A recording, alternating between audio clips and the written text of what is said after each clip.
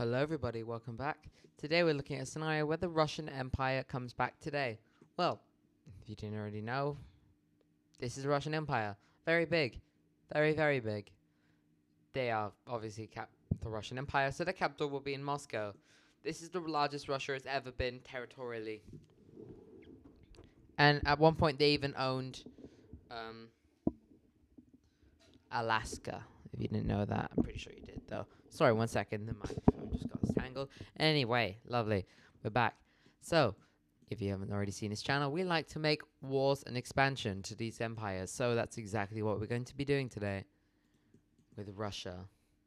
Their first target is Ukraine and Lithuania. I mean, come on. They don't even really exist anymore. Unsurprisingly, Russia is going to fully annex both of these countries. Lithuania, it's so small, leftover of it is so small. Can literally do it with the pencil tool. And well, Ukraine is pretty small now. Anyway, this is our new Russian Empire, but they're not done quite yet. They are going to be moving now into the rest. Oh. Okay. Russia is now going to be declaring war on Poland. This is going to be a harder threat, but they will be doing that. And they'll also be declaring war on Kaliningrad, because they've just been released for some reason. Anyway, it's not as bad, as much of a challenge though. And we even see Germany getting involved in the dying moments to get a little sliver of land as well. Much to Russia's dismay, but anyway, it happened. Let's have a look at the peace treaty. But yeah, we see Russia and Germany splitting Poland, and surprisingly, we even see them forming an alliance, which is weird because they've always fought each other. Anyway, Russia now looks slightly less recognizable in Europe. Sorry about that voice crack, that was awful. China's going to... No. Okay, I just spoiled what's going to happen next, didn't I? Okay, Russia's going to be attacking the nation of Mongolia for no specific reason. I don't know why they want to do this, but they are. Russian troops move into northern Mongolia pretty quickly. China's like, you're not taking that without me. And they join the war. Not as an ally, but yeah, basically all we need to know is they die. Let's have a look at the peace treaty once again. Peace treaty in Mongolia no longer exists. You get the point. There's not really much to change, except there used to be like little something over here. There used to be like that. But now it's just a slightly less noticeable straight line. But the main change was just over here, like it used to be down there. The border. That's not really a big deal though. Russia is going to be risky, and they're going to try their luck once again with Afghanistan. I don't know why. Once again, this doesn't make any sense. Afghanistan was just there, and I felt like they needed to try again. So, Russian forces are going to move into western Afghanistan. They're going to also move into eastern Afghanistan, into the mountainous parts. They don't have much success though, because it's Afghanistan. Russia knows this, so they got a little cheeky ally or two to help them out. Hello. Iran and Pakistan have joined the war, and Afghanistan suddenly went from, hi, you're not going to beat me, to, oh, okay, you might beat me. Basically, they're just like, well, we can't win a 3-1 from a war where we are completely surrounded by everybody else. Just like Mongolia. And goodbye, Taliban. You tried. You survived, but no, you're going to be completely occupied this time. Let's have a look at a peace treaty. Anyway, we see the complete partition of Afghanistan, and Iran and Pakistan are officially invited and accepted into the Russian sphere of influence. And yeah, Russia is like, well, I'm going to give you guys nukes. So they give nuclear technology to Iran and Germany, which is like, America's like, what are you doing? Stop that right now. And Russia's like, what are you going to do about it? And yes, we have entered, drumroll please, Cold War 2. No, that's not, doesn't look like Cold War. Cold? No. 60. Cold War 2. Very cool. I don't know why we needed another Cold War, but yes. This is just an anti-Russian alliance, basically. Boom, boom, boom. Boom, boom, boom, boom. Boom, boom. Boom, boom. Basically, this is anti... It's almost like when they did the Warsaw Pact. How the Warsaw Pact was only formed because West Germany joined. It's like that sort of situation. We're just going to have all the migrant states joining in because it just looks better. The Canadian islands. It looks so ugly without them.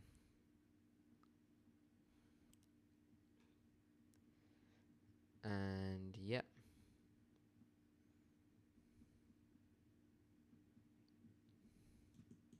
Nice. Puerto Rico. And yeah, the Cold War too has restarted. China's like, oh, Russia's not that bad. So they join. And the East, the NATO's like, oh, no, I don't like that. And Turkey's like, okay, I think these might actually be serious this time. So to Greece, they join as well. Albania. But this is where a country, two countries actually, have made very fatal mistakes. I'm sorry. Well, within a day, Serbia and Hungary joined the Russian alliance.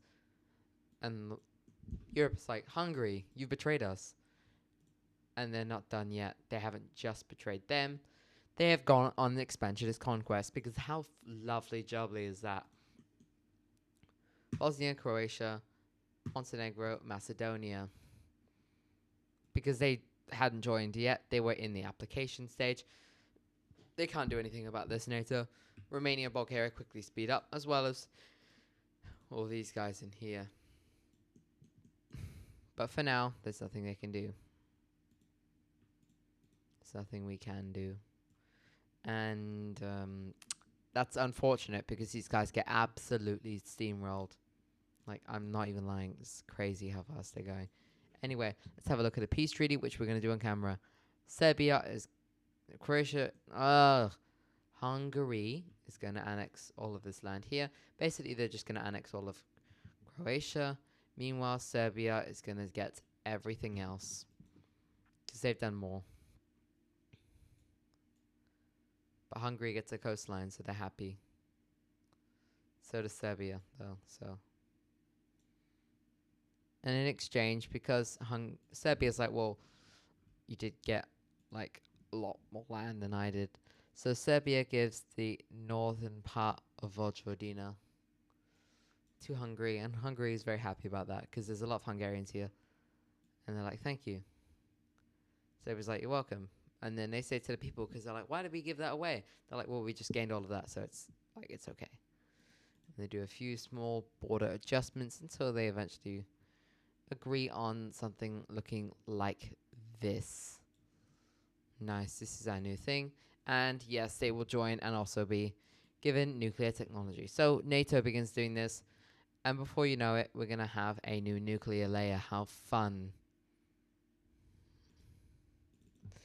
Nuclear nukes.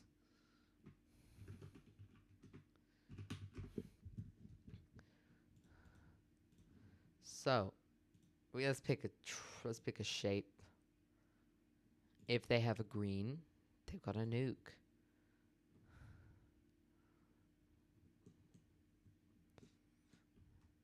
Tick, tick, tick, tick, tick, tick. Very big tick. Maybe not that big, but...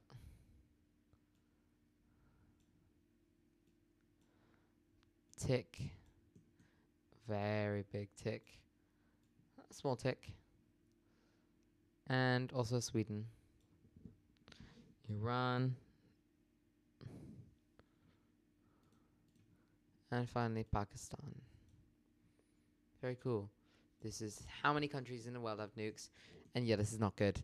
So, NATO is going to make a very smart decision to basically expand their alliance to the Asian Theater and rename it to the World Defense Organization. This allows for Japan and South Korea, oh, no, not like that. Japan and South Korea, who will immediately snap up this opportunity and join the war. No, what am I saying? They will immediately snap up this opportunity to join the alliance, and Japan begins rapidly developing its military, and under the guidance of America, begins developing its nuclear weapons program. Same as South Korea, because they needed defense. The Philippines doesn't have a nuclear weapons program, but with American guidance begins modernizing its military. We also see Vietnam and Thailand joining the war. For the second time I've said that. That's okay. They also join the side. America, however, Laos, Cambodia, and Myanmar will join on China's side. India is feeling pretty trapped. They definitely don't want to join them, so they end up joining here. And Bangladesh and Nepal end up going with India after being pressured by either side. Sri Lanka also does the same. Australia and New Zealand will join the alliance. And yes, this is escalating really quickly. Are we going to have a second Cuban Missile Crisis? We'll see. Well, it looks like we are, because Cuba's just joined the alliance. So is Venezuela, because Nicolas is still in power. Very nice. Very, very, very nice. Venezuela in here. We've got Nicaragua as well. And yes, we have got a very developing Cold War, and it's cool. I like it. Colombia joins. Honduras, Costa Rica, El Salvador, and Central America joins because they don't like Nicaragua. None of them do.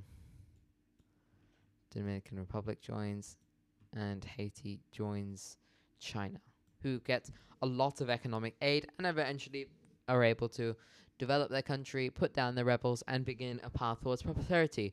So the economy goes from, like, this is the graph, and it's like they go below the graph, and then the economy starts doing that, and it goes really high. And people are doing really well. Haitian trade is going up. Haitian exports are going up. Everything's going up. The people are happy. And then military begins modernizing. So let's move into Africa. Morocco, Algeria, Tunisia, Libya, and Egypt. Actually, no, Egypt. I know you may be like, well, Egypt is an American ally. You'll know why they joined. That's because Israel joined, and that's why they didn't like that. They didn't want to fight on the same side as Israel, which I can tell why they don't. Cyprus also joins the alliance. Syria, Iraq, Lebanon, and Yemen join this alliance. The Gulf states immediately respond by joining the American alliance. And this is not good. We do not like this amount of tension. Well, Azerbaijan's gone, so they can't help. Ethiopia, Eritrea. This is even moving down into Kenya, Tanzania. Moving into Africa as well. Although I heard Tanzania is a Chinese ally, so that's what we're going to do. Dr. Congo, Burundi, and Rwanda. And yeah, this is not. Yeah, we're just yeah, this is not good. Really, at all. And Peru and Bolivia join as well, which surprises America, which basically ends up in the rest of the continent joining in on the side of the US because they don't like this Chinese Russian influence in their continent. Mexico is like, well, I may as well join because I get absolutely steamrolled. North Korea joins, and Indonesia, Malaysia, and the Pacific states all join in on America's team. South Africa joins. Mozambique joins against Europeans, same as Madagascar. Angola, Namibia, Zambia. I'm just guessing what these guys would do, really, because I don't know who they'd join. Guinea. Mm-hmm.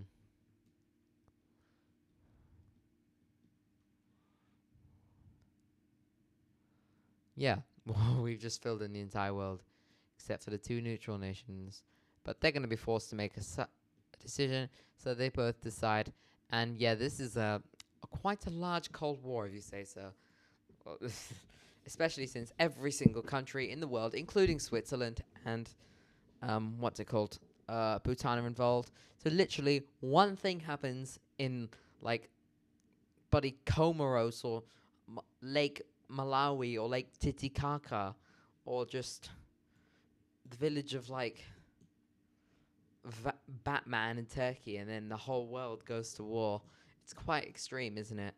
But yeah, I don't. Maybe if Russia came back, it wouldn't be this extreme. But I'm sure they'd want to use their like big kind of Russian energy to do all of this.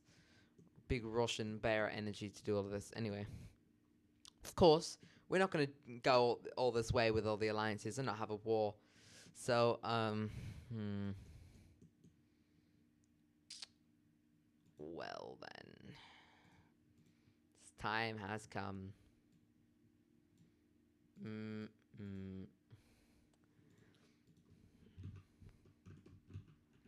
We have done it.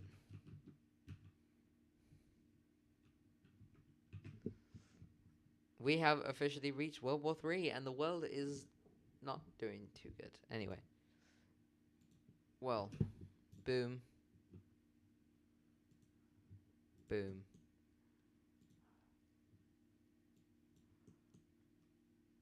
Do you want to know how it happened? Do you want to know how it happened? I think you do.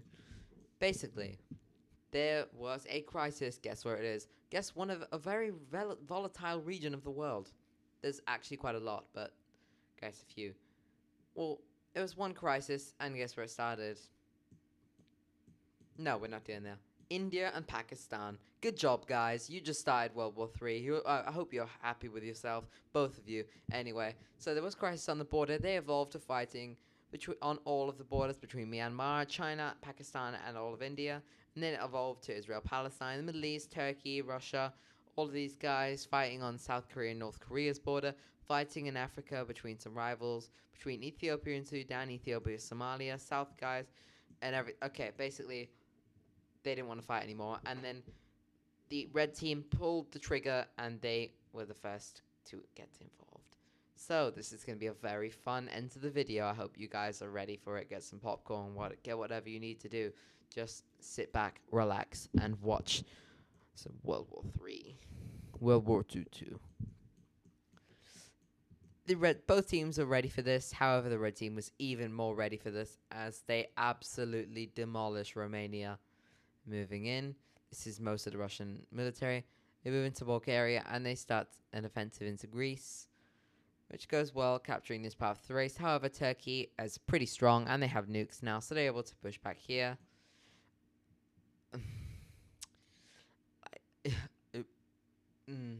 No. I'm so sorry, Czechia, Austria, Slovakia, but you're just not really ready for this, are you? German forces are going to do a good old blitzkrieg, moving into Denmark, and instead moving into southern Sweden, rapidly advancing. Russian forces move into Sweden and Norway, and before you know it, before Allied troops can even get here, this all falls. The only thing that the blue team does have a 100% clear advantage in is the fact that their navy is a lot stronger. China is the only one with a strong navy who could just about maybe rival like Japan and the UK together, but not America. Russia's navy is crap. The others don't really have a navy. Germany, I don't even know about their navy. So yeah, blue team, navy win. Army size, red team win. Army modern, blue team. So this is going to be important. And air superiority slash both of them. So this could go any way, as it's going to be seen by this. We see some movement, of course, in where it all started, as Indian forces move pretty quickly into Myanmar. Moving in here, they also move in a little bit into China. However, China is mainly the one advancing. However, they do go pretty slow, as this area is pretty fortified. However, they do have a few small breakthrough points in India and in Nepal.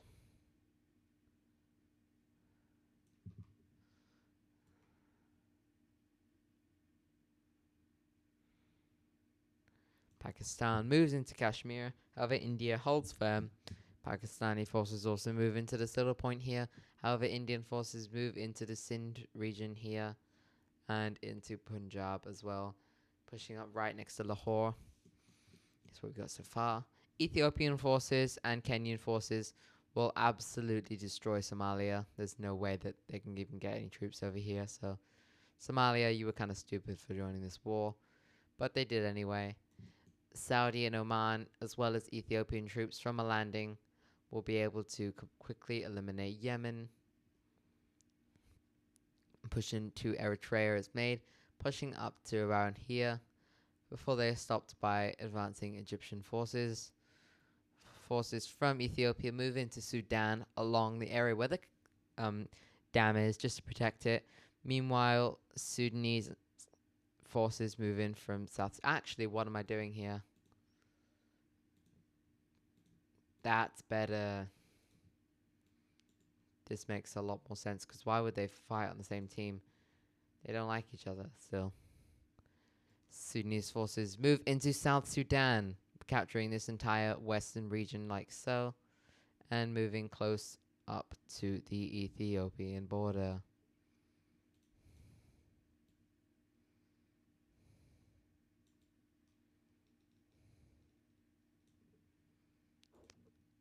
Yeah, this is what we've got so far.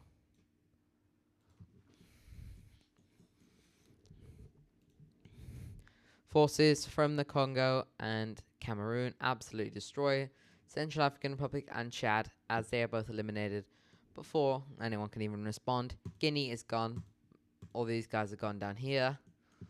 And a slow push from both sides, especially as quite Argentinian troops go.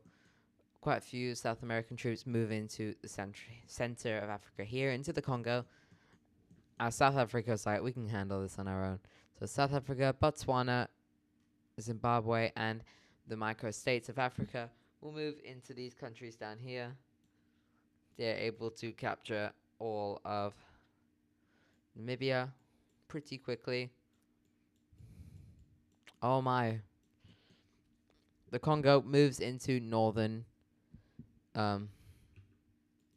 Angola, capturing all of this. The Angolan people are like, hey, we don't really want to join this war. And they're like, I don't care. So mass protest killings is not very good. And the people launch an uprising in many cities. This launches together, connects with the many groups, and eventually they completely collapse. Before you know it, they get reversed. They lose Cabinda as a form of punishment for joining the red team in the first place. However, Cabinda goes straight over to the Republic of the Congo, as they don't have a very long coastline. Republic of the Congo is very happy. Before you know it, Zambia faces the same fate.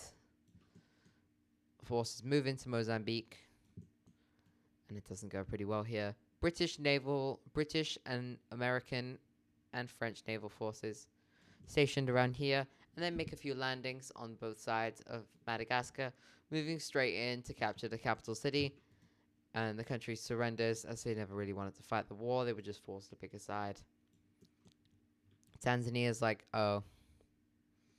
Tanzania quickly surrenders after most of Africa and Europe joins in the war. forces push back in South Sudan and start crushing campaign into the Darfur region. Forces also slowly advance into southern Algeria, especially from the north. However, they are not as successful as they lose almost all of Tunisia. However, French troops start to arrive to defend the front as the Rhine River has no as yeah, I don't know. There's a river here that they're going to use for defense. Alsace-Lorraine and the Maginot Line has been extended all the way up into the Netherlands, so they're only able to push into here before the forces arrive. So yeah, French forces are able to spare quite a few troops, as well as Italy, as they set up a defensive line on the Alpine Mountains just here. Same as Switzerland. And yeah, this is not good for Germany. They're basically stuck. Trench warfare. So Italy and France send most of their troops. And same as Spain. Spain sends their troops into Morocco. Italy and France send their troop in. Well, France sends about 50% of their troops into Tunisia. Italy sends about 25%. Sorry about that. Italy sends 30% of the troops up here, and the rest of the troops go to Greece, as that's quite a hard front. So they move in. They know they're going to lose Albania. Albania knows they're going to die, so they die. Yeah.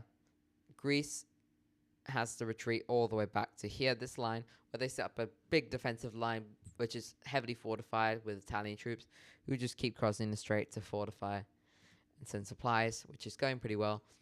Turkey does get invaded from all sides, so as forces from Turkey, from Iran and the Middle East move in like this. Turkey is able to hold a good defensive front, though, effectively blocking Russian advances anywhere near Istanbul. These French and Italian troops, though, so Italian troops are here, so they're able to send more troops in here, allows the front in Tunisia to be massively pushed back, and even start to push into Algeria and Libya. Libya, Oncé loses the capital. Italian forces storm the coastline, and together they capture Libya. Algeria is going to try their best to fight back, but it's not really that successful. Few landings made on the coast, and then eventually Algeria is going to be fully captured, which allows many forces to be spared to fight back in Europe, as we see Greek forces, with the help of Italy, manage to push back the Balkan forces a little bit up until this line recapturing Thessaloniki and moving back up to here. The North African campaign begins again. South Sudan begins collapsing from the inside as the people are revolting, as they don't really want to fight another war. They just got out of the civil war. And Egypt doesn't want to fight a war as well. Only motivation is to fight Israel, so once Africa is all fallen, Israel begins their advance into Egypt, which is going to spur a lot of rally around the flag effect. However, Israeli forces and Middle Eastern forces have pretty good success here in Iran until Russian forces arrive and the front completely stops. Over here, we're going to see Chinese forces move a lot in South Korea, moving down the coast here. Russian and Chinese forces make a landing in the north in Hokkaido, which is a really bloody invasion, but it works. They also do the same thing and are able to capture all of Taiwan. Chinese forces enter into northern Vietnam and encircle the capital like so. Moving down the coast. Here. Actually, no, this is wrong. Vietnam loses most of their north, and so does Thailand. However, in the south, they are able to completely capture Thailand and the south of Laos, as well as the south of Myanmar, and they connect up with India, which allows troops to be sent to them just like so. Egypt, after pressure from all countries, is going to end up surrendering. And forces from the Middle East and Africa is going to move up here into Turkey and re-liberate this front, moving back and Iraq is going to get destroyed. They weren't as powerful. They're not as powerful as they once were, and forces are unable to hold back as Iran's military is not as strong. Iran doesn't really want to fight this war. The economic crisis has just fallen off a cliff. There's even more money spending on the military. And eventually, with troops from Africa, they're going to leave huge naval invasion and land here in south of Iran, capturing all of this, spreading spark for revolution, which is going to take down the Khomeini of Iran. However, Russia is not going to just take that, as they move their forces straight back into Iran, killing millions of protesters. It's disgraceful, it's horrible, it's a massacre, but they're going to do what they have to do. And eventually the military stops working and Iran completely collapses. Russian forces move into this area to try and reoccupy some of this land. However, they're only able to reach around this area here. The rest of Iran will simply switch sides. Same as Yemen. And all of a sudden, this turns into an occupation very quickly. This is what our front looks like. We're going to move over to Latin America. I haven't covered it because, well, when we did cover it, it was going to be pretty quick. Here we go. Peru, yeah, they're gone. Because if all of South America just fought these guys, then it wouldn't be very good for them. I'm being honest. I don't want to waste their time. I'm not going to make them seem better than they are. They're not that strong. Anyway, we're now just left with this front. Australian and Indonesian forces are really flooding in here, as well as half of the American army pushing into here. Indian forces are having good success, as now Middle Eastern and African forces enter into Western Pakistan, where Balochistan rebellions absolutely explode. Pakistan starts to implode from the inside, as they are losing quite badly to India, even losing Lahore, and India captures Islamabad. Surprisingly, India moves along, and Pakistan gets completely destroyed, which is not good. Pakistan is not as strong as they thought they were, to a lot of internal divisions. Pakistani people are like, do we have to fight India all the time? The government's like, yeah. They're like, but we don't want to.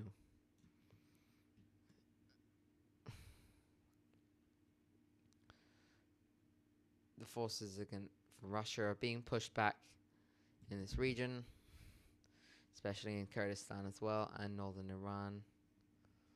Russia is able to hold their defensive front, though. This is not going as well as they thought it was, because it's mostly the entire world. So this is about, like, how many people are in here? 1.4. It's about 1.8 to 2 billion people in here. So this is about, I'd say, 20 million troops. And over here, this is like the other 6 billion, so there's about 60 million troops. So this is not going as well as they thought they would.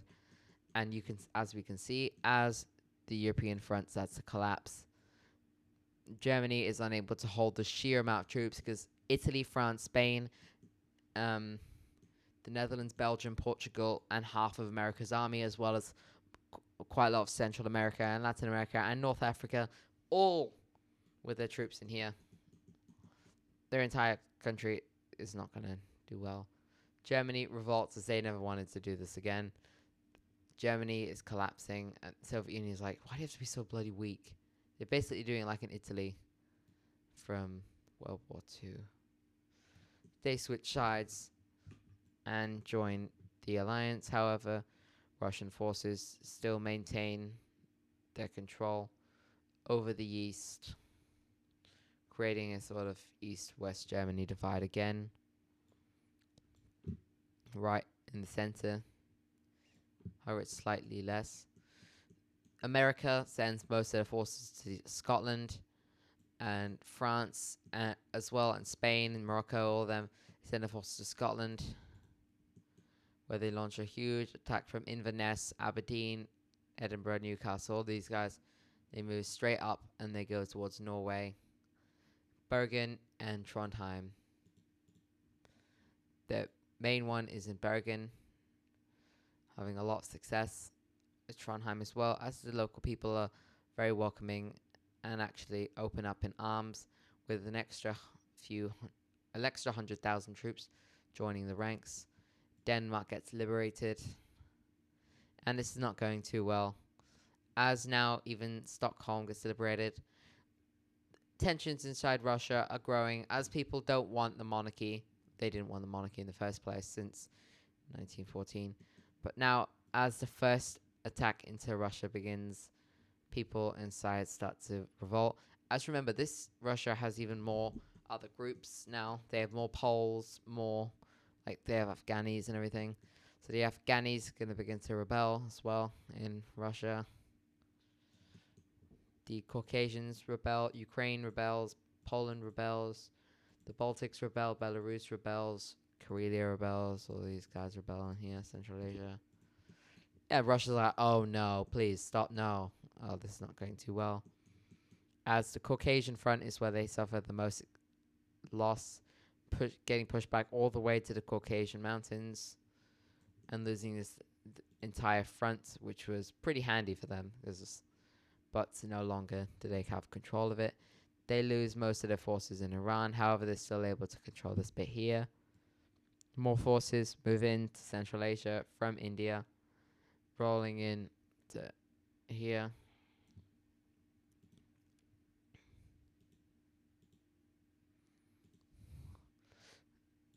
India has very good success into this region here, capturing all these cities in here, capturing Bishkek, as well as all these cities in Turkmenistan, and it's not doing too good for Russia. So they lose all this, and eventually, after revolts and people are coming back, Russia ends up losing this entire region here. And yeah, the Russian collapse is almost inevitable now, as anti-government protests start to erupt, capturing this entire north region. Finland rebels, the Baltics rebel, Germany collapses, and the army begins switching sides. They no longer want to be loyal to the Tsar Nicholas IV, and yeah, that's quite evident. China's like, oh my, and they completely just collapse. Russia just surrenders after Moscow falls. And yeah, we're in the final stages of the war. There's only a few nations left. Remember, no nukes though. That was just to show you, like, Cold War kind of stuff. Nukes. Yay. This is a very long video. I'm very sorry about that. Anyway. China is left alone, and they're like, should we really fight this war? Yeah. Sod it. Let's do it. Let's kill a few million. Let's kill another 20 million people. So yeah, forces now from the entire world start to flood into China from all sides. China's like, oh my god, this is crazy. It's like a water slide coming in from all sides, just troops on troops. China can't hold back anymore. The people are rebelling. North Korea completely collapses. Forces move across, and eventually, after Beijing's just sweep through, China attempts to fight back with conscription, but the people aren't buying it anymore. And after a few more major cities fall, Nanjing, Jining, Qingdao, the war is over as China surrenders. Let's have a look at a really big peace treaty. And wow, that took a long time. Anyway, peace treaty. Let's have a look at this peace treaty here. Wow, there's a lot of different changes to the map. For starters, oh, actually I forgot one of the main things I was going to do. Siberia has been released from Russia. Mongolia has annexed all this land from China. They're also going to annex Buryatia and some extra land as well here from Russia, because they got absolutely folded for no reason. See, Mongolia is looking nice and big. Manchuria is formed. South Korea annexed North Korea as well as some other land. Japan annexed Sakhalin and the Kuril Islands. Taiwan became the government of China again. Vietnam and Thailand split Cambodia. And Laos, Vietnam also annexed some bits of South China, including this here. Philippines did nothing, neither did anyone down here. India annexed some land from here from China. They annexed this bit here that they claim. They also annexed northwest Myanmar. They annexed half of Pakistan. Afghanistan annexed some of Turkmenistan, Uzbekistan, Tajikistan, Iran, and western Pakistan. The Pashtun-speaking part, Balochistan, was released. The UAE annexed Hormozgan. Khuzestan was released. Kurdistan was released. Azerbaijan annexed their region here. All these guys were released. Romania and Moldova also unite. Romania annexes land from western Serbia and eastern Serbia and eastern Hungary. Belgrade becomes a free city. The rest of Hungary becomes a US, UK, and France occupation zone. Turkey does nothing except lose a little bit land down here. Georgia annexes land. Azerbaijan annexes a bit of land. Dagestan becomes free. The North Caucasian Republic becomes a country. Kazakhstan annexes this region in here. Finland annexes Karelia and a bit of the Kola Peninsula and some land down here. Belarus annexes land. Poland and Lithuania split Kaliningrad. Ukraine annexes land. Latvia and Estonia annex land. Sweden and Norway do nothing. Poland annexes a tiny bit of land from Germany. Austria unites with South Germany to form the South German Federation, along with Liechtenstein, who after the war gets destroyed, so they unite together to form a German Confederation. Slovenia annexes a bit of land from Hungary. Croatia annexes Vojvodina and some land from Hungary as well. Slovakia annexes some land from Hungary. Austria annexes land from Hungary. Ukraine annexes land from Hungary. Montenegro annexes all of Serbia to create Greater Montenegro. Albania annexes Kosovo to become Greater Albania. Nothing else here. In Africa, Morocco annexes all of Mauritania and some land from Algeria. Mali is forced to release Azawad and unites with Burkina Faso and Niger to form the Sahel Confederation. They lose land to Ivory Coast, Ghana, Togo, Benin, Nigeria. Darfur is released. Sudan is left here. Sad. Egypt, actually, they will end up even losing the canal to Israel. And, well, Palestine has to be annexed. I'm sorry, that's part of the peace treaty. Israel also annexes a bit of land here from southern Lebanon and southern Syria, form Greater Israel. Kurdistan forms here, as we know. Ethiopia annexes most of Somalia. Jubaland is annexed by Kenya. Yep, you get it. Somaliland released. Eritrea, a tiny bit's given to Djibouti. Most of it's given to Ethiopia. Nothing else down here. These guys are just given new governments. South America, Brazil, Colombia, and Guyana take their portions of Venezuela. However, the rest is given a new pro-American government. Cuba is annexed by America. Dominican Republic annexes Haiti. Nicaragua is split by Honduras and Costa Rica. And yes, that's going to do it for today's episode. It's a very long one. If you enjoyed more long-form content, make sure to like, subscribe, comment. Please tell me what you'd like to see next with my new videos. And thank you. Goodbye. See you soon.